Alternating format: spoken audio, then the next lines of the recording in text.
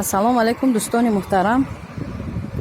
Чӣ хеле мебинед дар Русия имрӯз ҳаво офтобак, салқинак. имрӯз 17 март 2020 сол аст ва ҳамватанони муҳтарам, ҳаминро қайд карданиам ки нафароне ки агар сафари Русия доред, маҷбур набошед, лозим нест омадан.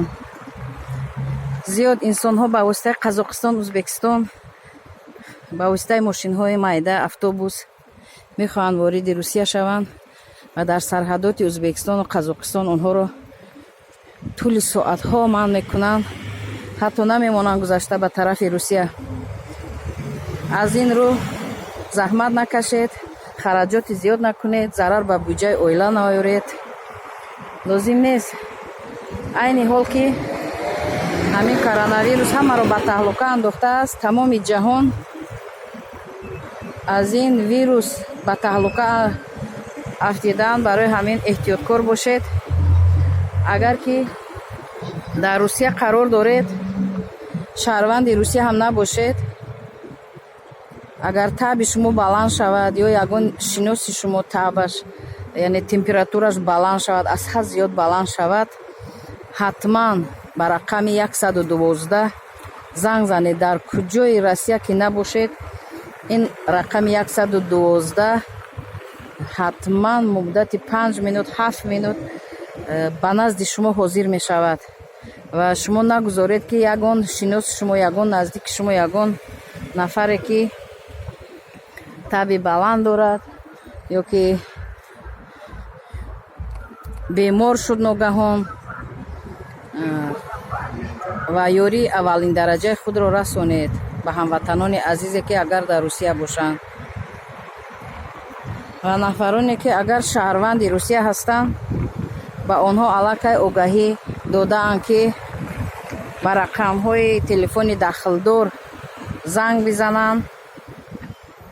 ҳатто табибон ба хона рафта онҳоро мебинанд ва бемории онҳоро муайян мекунанд. аз ин рӯ хоҳиш мекардам ки то илоҷаш зарур набошед, ба ягон давлат сафар накунед, ба ягон давлати дунё.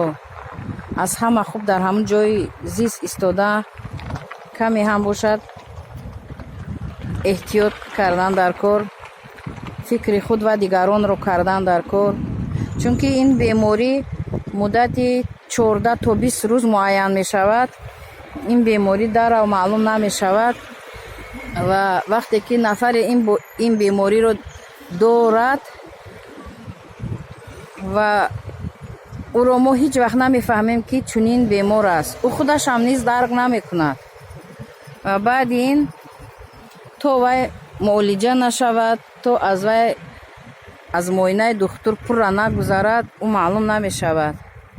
бинобар ин эҳтиёткор бошед, то илоҷ аст аз хона набаромадан дар кор, чунки чӣ фарзандони ноболиғро, чӣ фарзандони калонро то илоҷ аст аз хона набароянд, беҳуда ба кӯчаҳо сайру гашт накунанд, чӣ дар Русия бошанд, чӣ дар дигар давлат бошанд, чӣ дар Тоҷикистон бошанд. эҳтиёт кардан дар кор, ҳамавақт эҳтиёт кардан дар кор, чунки аз давлати ҳамон хитой ин беморӣ сар зад, аммо зиёд нафарон ба он ҷо рафту омад карданд, аммо худи онҳо намедонанд киҳо ҳастанд, кӣ ба ин беморӣ мубтало аст. ва аз ин рӯ эҳтиёткор шудан дар кор ва фарзандони худро низ нагузоред ба ягон ҷо рафтан.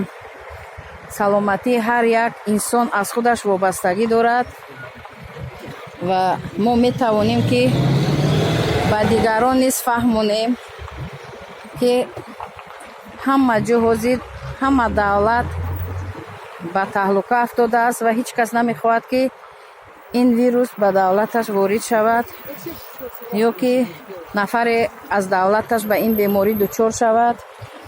ҳама айни ҳол эҳтиёт карда истодаанд ва назорат бурда истодаанд ва зиёд инсонҳо ба боғча ва мактаб фарзандонашонро намегузоранд барои эҳтиётӣ аз ин рӯ дӯстони муҳтарам, ҳамватанони азиз, то ҳадди имкон аст ягон зарур набошед аз хона набароед ва наздикони худро намонед. Барои ягон кор, ягон тиҷорат, ба ягон давлат рафтан эҳтиёт шудан дар кор.